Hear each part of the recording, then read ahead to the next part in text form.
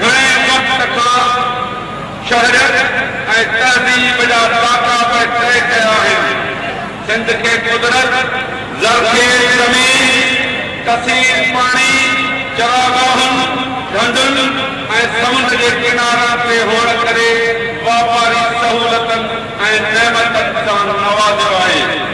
उन करे उन जी पैदाइश ऐं कुदरती वसीलनि मां फ़ाइदो हासिल करण ख़ातिर ॿाहिरें साम्राजी ताक़तनि खे सदाईं हिर्स पए रहियो आहे त उन ते तसल्लुत हासिल करे उन जो इस्तेसाल कनि।